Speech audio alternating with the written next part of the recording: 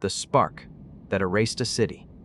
The 1947 Texas City disaster. There is a unique kind of horror hidden within the mundane. We fear the atomic bomb, the meteor, the catastrophic earthquake. But on the morning of April 16, 1947, the apocalypse did not arrive from the sky or the deep tectonic plates. It arrived in the form of paper bags filled with fertilizer, a stubborn captain, and the deadliest industrial accident in United States history. It is the chilling narrative of how an entire booming, prosperous city was physically obliterated, and how a 2-ton steel anchor was launched over a mile into the air, all because of an elementary misunderstanding of chemistry and a discarded cigarette.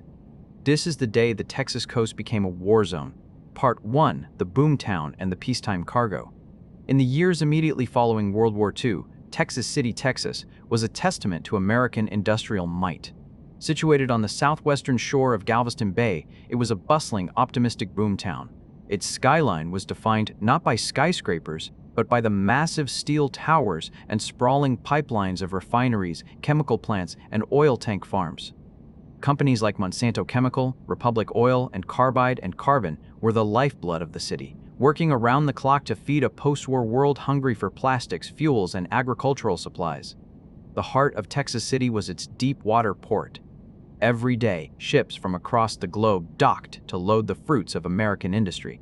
On April 15, 1947, a French Liberty ship named the SS Grandcamp was moored at Pier O.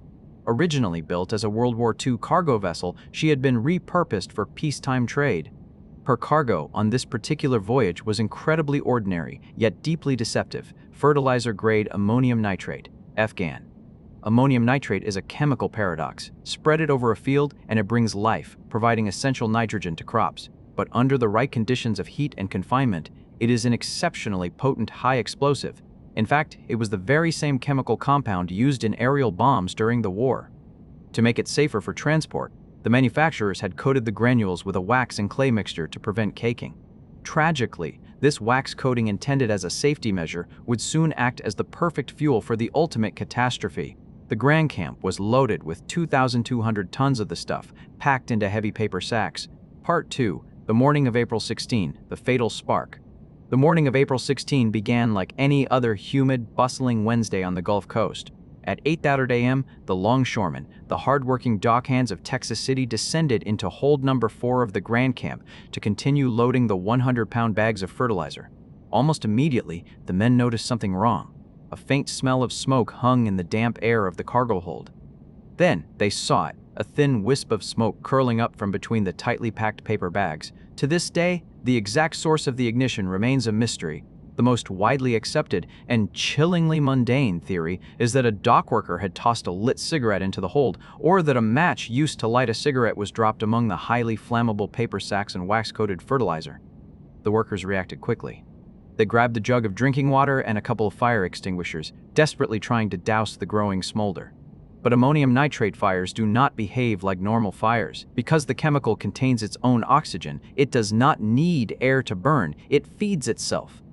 The water from the jugs merely hissed and evaporated against the rapidly rising heat. The smoke thickened. It wasn't the gray or black smoke of a wood or oil fire. It was a bizarre, vibrant yellowish-orange smoke, the signature of highly toxic nitrogen dioxide gas. Realizing the fire was beyond their control, the longshoremen scrambled out of the hold and alerted the ship's captain. Part 3, the deadly decision. At this critical juncture, the captain of the Grandcamp made a decision that would seal the fate of Texas City.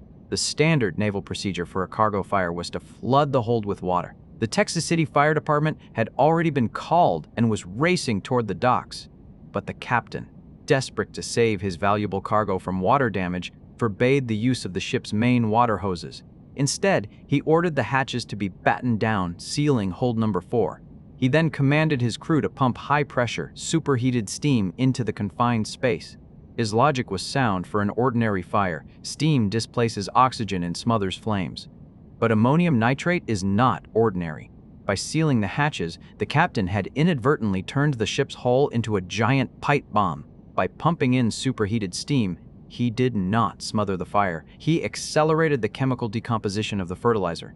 The heat inside the hold skyrocketed, approaching the critical detonation temperature of 400 degrees Fahrenheit, 204 degrees Celsius. The ammonium nitrate was boiling, converting from a solid fertilizer into a massive volume of highly pressurized explosive gas. The pressure inside the Grandcamp was immense. The steel deck began to bulge upward. The heavy hatch covers buckled. The ship was literally swelling from the inside out. On the docks, the scene was eerily calm, almost festive. The bright, mesmerizing orange smoke billowing from the ship had caught the attention of the town. It was a beautiful, clear morning. Dozens of residents, workers from the nearby Monsanto plant, and curious children wandered down to the docks to watch the spectacle. All 27 members of the Texas City Volunteer Fire Department were on the pier, standing mere feet from the hull of the swelling ship, wrestling with their hoses. They were the pride of the town, brave men who had left their day jobs to fight the blaze. None of them, nor the hundreds of spectators, had any idea that they were standing beside the largest improvised explosive device on the planet. Part 4, 9:12 a.m., The Physics of the Apocalypse. At exactly 9:12 a.m., the chemical threshold was breached.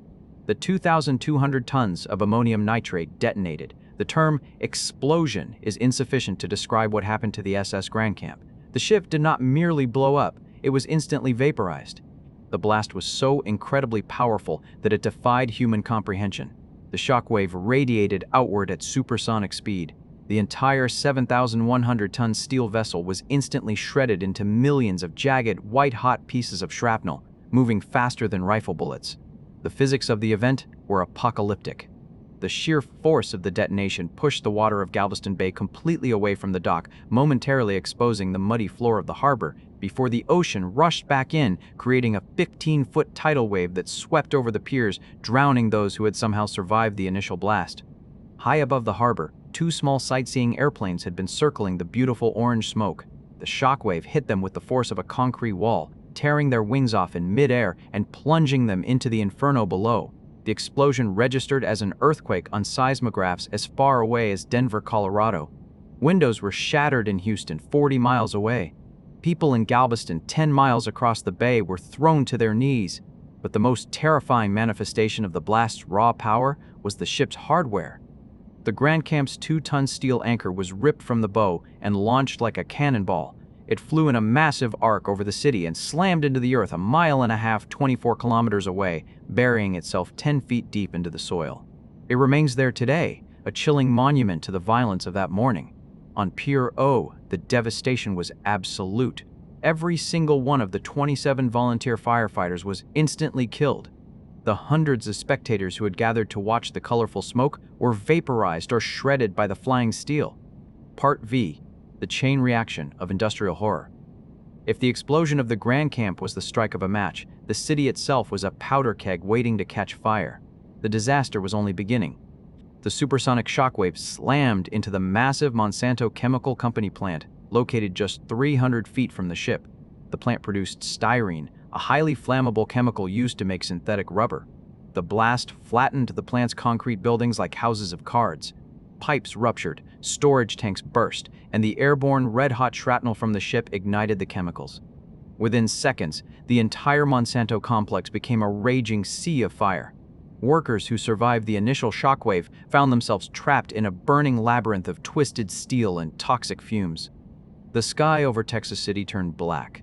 A massive mushroom cloud, towering 2,000 feet into the air, cast a dark, suffocating shadow over the ruins. Burning debris, fiery bales of sisal twine which had also been on the Grandcamp, and jagged steel rained down on the city, igniting homes, businesses, and an entire complex of oil storage tanks further inland.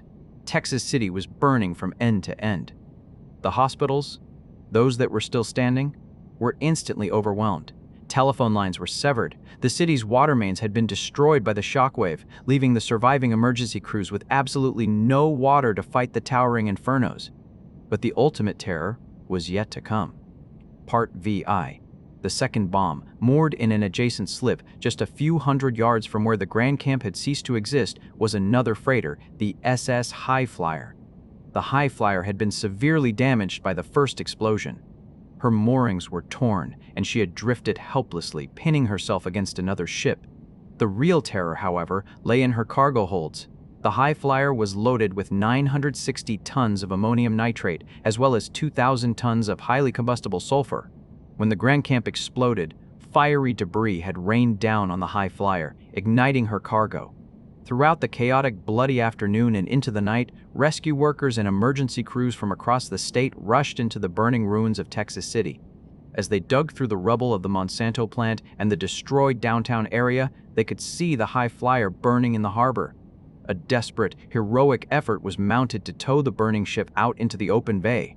Tugboats braved the intense heat and toxic smoke, attaching lines to the freighter, straining their engines to pull her free. But the high flyer was hopelessly wedged.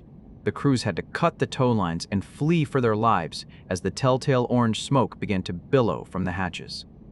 On April 17 at 1:10 a.m., nearly 16 hours after the first blast, the nightmare repeated itself. The SS High Flyer detonated.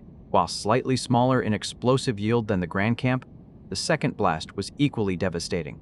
It destroyed the ship she was pinned against, wiped out the remaining port facilities, and sent a fresh wave of supersonic shrapnel and concussive force through the already crippled city.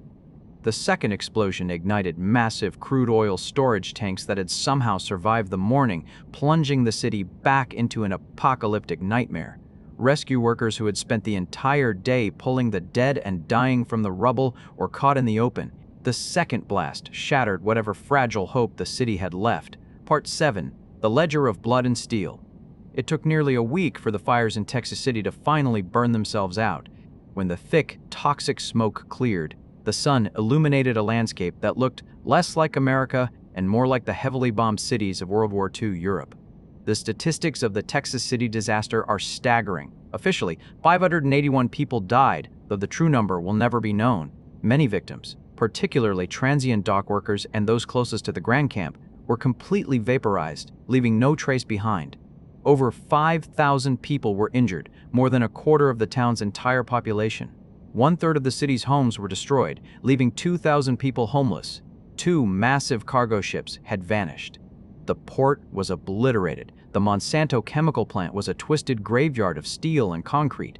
The financial cost was astronomical, triggering the first ever class action lawsuit against the United States government. Investigations would later reveal a terrifying chain of negligence. The ammonium nitrate had been packaged in highly combustible paper bags. It had been transported at high temperatures. There were no warning labels on the sacks indicating that the contents were explosive. Smoking was strictly forbidden on the docks, but the rule was universally ignored. The legacy of the Texas City disaster permanently altered global industrial and maritime regulations. It rewrote the book on how hazardous chemicals are manufactured, packaged, labeled, and shipped. It birthed the modern era of industrial safety protocols. Yet, the haunting core of the story remains unchanged. It is a story of how incredibly fragile human systems are.